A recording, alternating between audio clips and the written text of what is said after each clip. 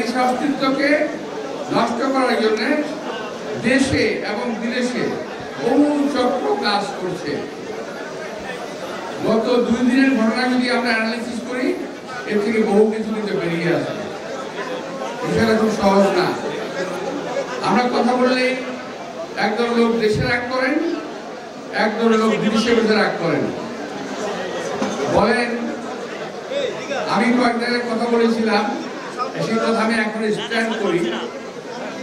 আমার কথা বলার 7 দিন পরে গতকাল পরশু কয়েকদিন আমাদের কয়েকটা রাজনৈতিক দলের মতামত জমা হয়েছে। সংবিধান সংশোধনের সংস্কারের মতামত জমা হয়েছে। আমি একটু জানতে চাই, আমি কি ভুল বলেছিলাম? কেউ তো একমত হয় নাই, সবাই দ্বিমত পোষণ করেছে, কম বেশি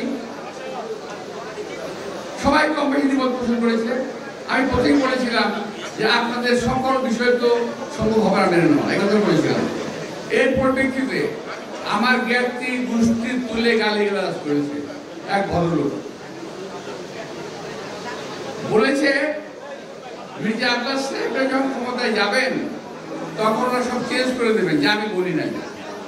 এই কথা বলার পরে বলেছে আমি উচ্ছিত, মানে চেয়ারম্যান সাহেব আমাকে কথা জবাব দিতেই হচ্ছে, কারণ আমি মুক্তিযুদ্ধ করেছি। সুতরাং কেউ যদি বলে যে এই দেশটা কারো বাপের না, আমার গায়ে খুব লাগে। এই কারণে এই দেশটা যদি আমার বাপের না হতো, এই দেশটা আমার হতো না। এই দেশটা যদি আমার দাদার না হতো, এই দেশটা আমার বাপের হতো না। এই দেশটা যদি আমার দাদার বাপের না হতো, এই দেশটা আমার হতো না। এই দেশটা যদি আমার না হতো, আমার বাপের না হতো, আমার ছেলের দেশ হতো না, আমার নাতির দেশ হতো না। সুতরাং এই কথা যারা বলেন তারা সাবধানে বলবেন। যারা বলেন যে দেশটা কারো বাপের না, আমি বলতে চাই এই দেশটা সকলের বাপের দেশ। সেই জন্য এই দেশটা আমাদের দেশ। আমার দেশের জন্য আমি যুদ্ধ করেছি, লড়াই করেছি, আরো লড়বো। শেষ কথা বলে চলে যাই, আরো লড়বো এই কারণে বললাম যে আজকে দেশের মধ্যে যে অবস্থা হচ্ছে, আমরা সকলেই অত্যন্ত আন্তরিকতার সঙ্গে সংস্কারের কাগজপত্র জমা দিয়েছি, পরীক্ষা নিরীক্ষা করে। এখন এই সরকারকে বলতে চাই যে এই সংস্কার করে যাচ্ছেন, এটা এখনো দেশের লোক দেখে নাই।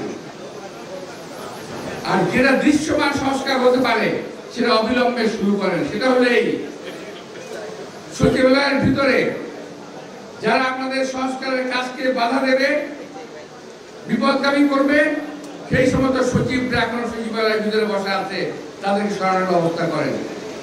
প্রশাসনের প্রতিটি রন্ধ্রে রন্ধ্রে আজকে ওই যে ডিএনএ টেস্ট করে চাকরি দেওয়া হয়েছিল, আপনার মনে আছে?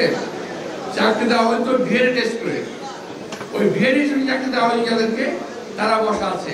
তাদেরকে বাছাই করেন, তাদেরকে শাস্তির আওতায় আনেন। তারা এত বছর চাকরি করে আজও চাকরিতে আছে, এখন সচিবালয়ে বসা আছে।